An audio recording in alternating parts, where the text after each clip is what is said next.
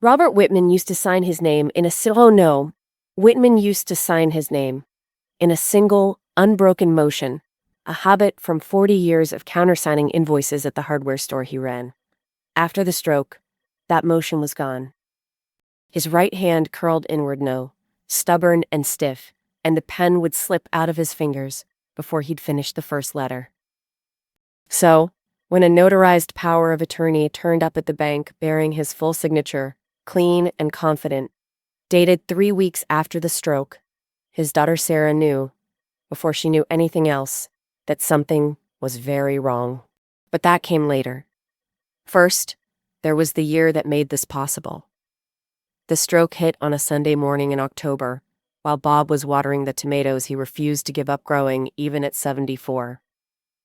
Sarah found him on the kitchen floor 20 minutes after he didn't answer his phone. The hospital called it a significant left hemisphere event. What that meant, in practice, was a father who could recognize his daughter's face, but sometimes couldn't find the word for chair. A father whose right side had gone weak and uncertain. A father who, for the first time in Sarah's life, needed to be taken care of. She didn't think twice.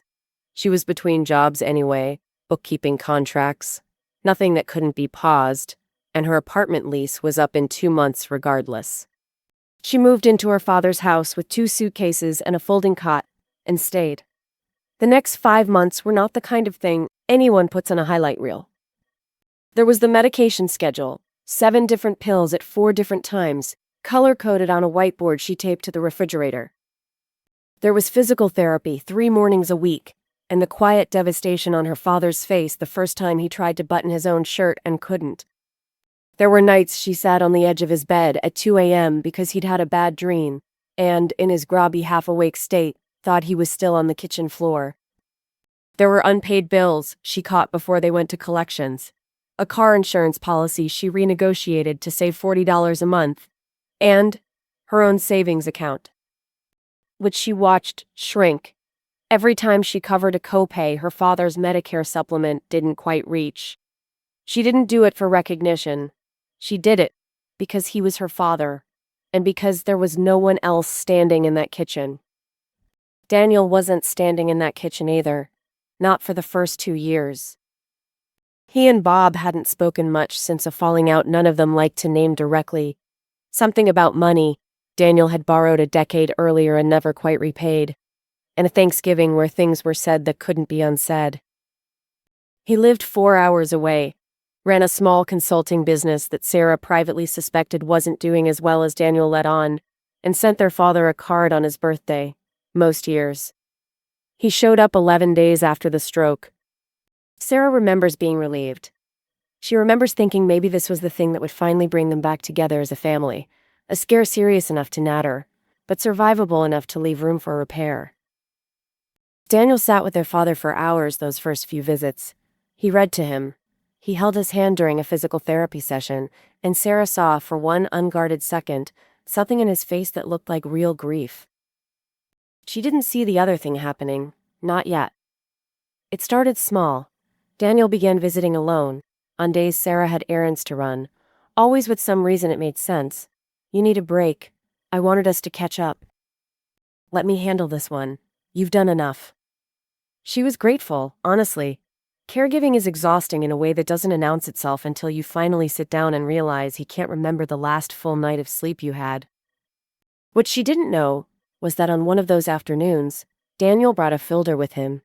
Inside was a durable power of attorney form, already filled out, naming him as their father's sole agent, financial and medical. Bob, 3 weeks post-stroke, still working through word-finding difficulty, still squinting at anything printed smaller than a headline, sat at his own kitchen table while his son explained, gently, patiently, that this was just in case. That it would make things easier, that Sarah already had enough on her plate. Bob didn't fully understand the document. He understood that his son was there, attentive, kind, the version of Daniel he'd been hoping to see again for years. He understood that saying yes, felt like saying yes to his family being whole again. He picked up a pen. His hand shook.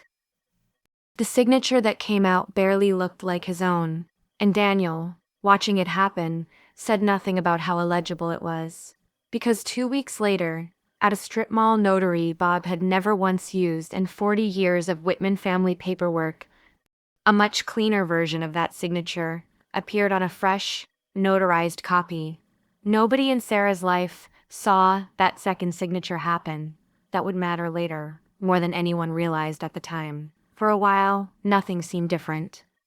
Daniel visited Les again, back to his old rhythm, and Sarah kept doing what she'd been doing. Meds, therapy, bills, worry. It was February, 4 months after the stroke, when she noticed the first crack. An auto pay for the electric bill bounced. That had never happened before. She checked the account online and found a balance $12,000 lower than it should have been. Moved out in 3 transfers over 6 weeks, each one just under the amount that would have triggered a bank alert. She called Daniel. He was calm, almost rehearsed. He explained that he'd taken control of Dad's finance. Daniel didn't show up to the hearing where the POA was revoked. His attorney appeared instead, and the matter was quietly referred for further investigation into financial exploitation of a vulnerable adult. The kind of referral that doesn't resolve in a single afternoon and doesn't always end in headlines, but that permanently changes how a family's finances and its trust are handled going forward. 6 weeks later, roughly $9,000 of the $12,000 had been traced and recovered through the bank's fraud department once the forged POA was formally invalidated. The rest, Daniel's attorney indicated, would come through a repayment agreement. Slow, unglamorous, ongoing. Sarah moved back into her old key. Bob had new locks installed himself, with her standing beside him, and for the first time in months, laughed, a small, tired laugh, when he managed to turn the key on his own with his weaker hand on the 3rd try. Daniel didn't come to Thanksgiving that year. Bob set a place for him anyway, and left it empty, and didn't explain why, and nobody asked him to. Sarah still keeps the whiteboard on the refrigerator. The medication schedule is shorter now than it used to be. Her father's speeches come back most of the way, and some mornings, when he pours his own coffee without help, he tells her, carefully, like he's practicing the sentence before he says it, that he knows what she gave up for him. She tells him it wasn't a sacrifice. It was just what you do for someone you love. It's not the ending anyone in this family expected a year ago, but it's an honest one. And for a family that spent a year buried in paperwork and betrayal, honest was enough.